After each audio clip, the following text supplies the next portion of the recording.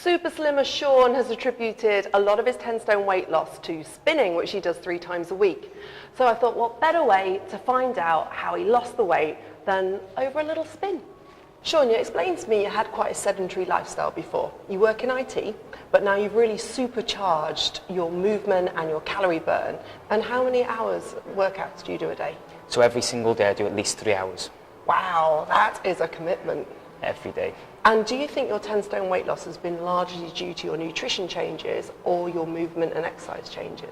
I would say a lot of it is down to the nutrition, because again, I make sure that I eat what I should eat, but again, it's not the big portion sizes, and then the exercise behind it just helps keep that maintained, and also helps if there's anything that you do eat one day where it's like a cheat day and stuff, you still burn it off and you're not just storing it as fat. And you've created a habit where you work out at least 6 days a week. Yeah. And that started from the moment you decided you were going to lose weight. That's it, yes. As soon as I joined the gym, I said I will come at least 6 times every single week, once on the weekend and 5 days a week, just so I could make sure that I was staying active, kept up the activity levels, but I also set my mind goal to, I'm going to lose weight, I'm not going to give up. A lot of weight loss stories are rooted in the fact someone's been through some trauma early on in their life. Did anything happen to you that may have then sparked your binge eating and your dictamonious thinking? Yeah, well, I'd say the trauma in my life at the time was because when I was younger, I was helping my granddad on the farm, and basically I went to his car to stay next. He told me to stay out while he was feeding the goats because they're quite nasty. And someone approached the car and said, you know, what are you doing in here? And I just said, oh, I'm waiting for my granddad. He said, you need to come with me because basically you're not safe in the car. Obviously at that age, I just got in his car and followed his rules.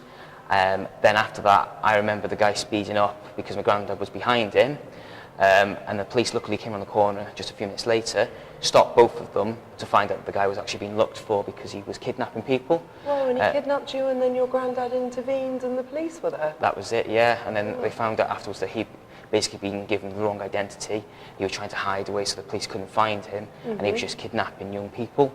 I don't know what was going to happen at that point, but then I found out that he'd been arrested and they sourced it from there. But that had really scarred me for life there because obviously when you're young, it hits you. And I must admit, then as I've got older, it was something that built up on me because I think my confidence was really low. And I always used to think if someone talked to me or said, can you come with me? I used to be dead on the edge all the time. Understandably. So again, it kind of built up to maybe binge eating because when people used to say, are you coming out? I'd, no, just in case. And I still think that that's what the main cause was. But again, I've been able to get past that now. And so you took control of everything in your life, everything about yourself, and that's the point when things really change for you. Yeah. So basically, there was lots of things on my mind and stuff like that. And one of the main things that always used to bug me was that I always had something I used to hide from a young lad. And basically, when I got up to the age of 20, I had to do something about it because it was really setting on my mind. And one of the main things that was because I'm gay. Now, obviously, I'm proud and I don't care what other people really think.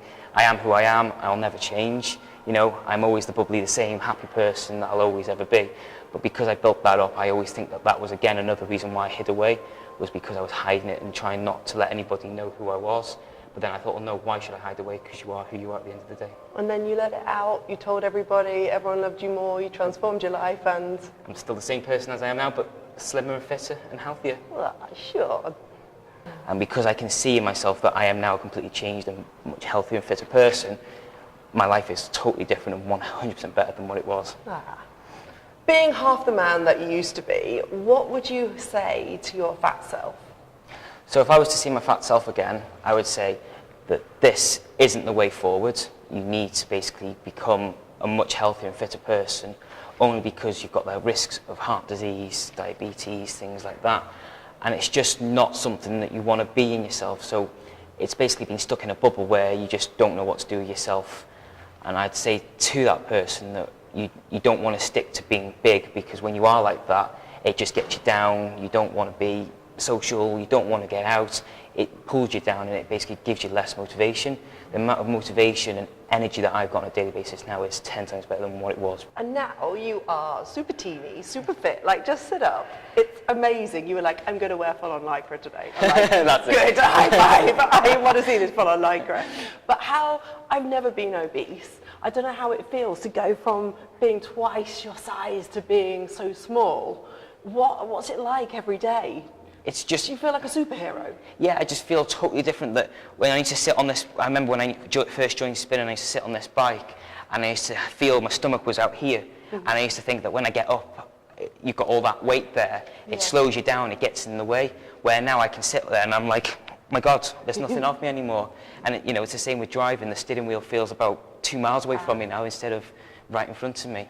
But yeah, it's completely different that there's actually nothing of me anymore. And anyone who's watching us at home and they're thinking about changing their lifestyle, changing their behaviour and losing some weight, what would you say to them to do? Basically, if you're going to think about losing weight, it's the best thing you can ever do. If you want to set yourself a goal, just say to yourself, you can't wish for it, work for it. That was my main mindset. But if you want to do it, go for it, join a gym. For the first few weeks, don't kill yourself, because as soon as you kill yourself, you give up because you think it's too much. Just work yourself in. So go maybe twice a week, just do something light, go to maybe a class or something, try something different, socialise with people, get to know everybody, and then as you start to enjoy it and you start to feel things, over time, and if you stick to it and eat and keep the nutrients up properly, you will start to slowly feel the difference. Then you'll start to notice little things like your trousers getting a little bit slacker, things like that, tops are getting a bit looser, and then over time you'll see the changes, and then you'll start to enjoy it. And then like me now, I never want to give up because I'm here all the time. So you've achieved your main goal, you've lost half your body weight, lost 10 stone, you're now super sexy, super fit, super healthy, and seem super happy. What's the next part of your journey? So the next part of my journey now is to maintain my body weight, keep fit. Obviously, I can stay coming about 6 times a week, but I might just slow it down to a bit more, so like 4 times a week, just to maintain my body weight, but also just build up a bit of muscle as well, just to look a bit better on the arms and things like that. And basically just keep coming for the enjoyment of keeping fit, but also just to inspire people. And if anybody's got any questions or want to come and see me about things, I'm here as well to support, because obviously I'm training for my fitness level 2 and also to become a spin instructor. And so you want to be an instructor now and inspire more people? Yeah, and then I can do the classes, give people motivation, and I can say to people at the end of the class, and they say, how do you do this? I can say, well, this was me, this is me now, this is why I do it, because it keeps me fit, keeps everyone happy, the inspiration. And obviously, for me, it just keeps me fit and I enjoy it. Shaun, it's been an incredible day in your life. Such an inspiration. I hope you enjoyed watching this Fat to Fit. And now I think it's time to do a spin class. Definitely. Right, for the resistance.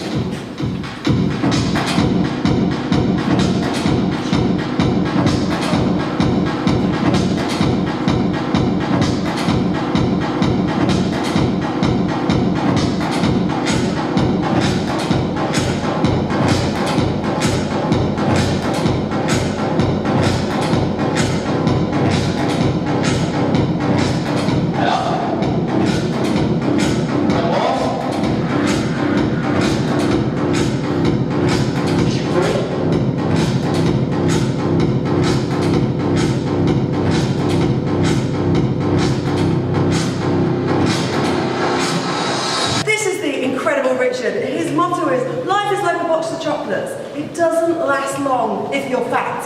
And how much weight have you lost? 9 stone. 9 stone. How much off your waist? 1.5 foot. Wow. And with the lovely Claire, who's really good friends with Shaun, what do you think of him and his transformation? Oh, it's fantastic. He's a lovely, lovely guy. So inspirational, all the things that he does, the amount of times he comes to the gym, and he's such a friendly person. Does he get people going when he's in the gym? Just totally motivates you, and every time you want to ask a question, he is absolutely fantastic.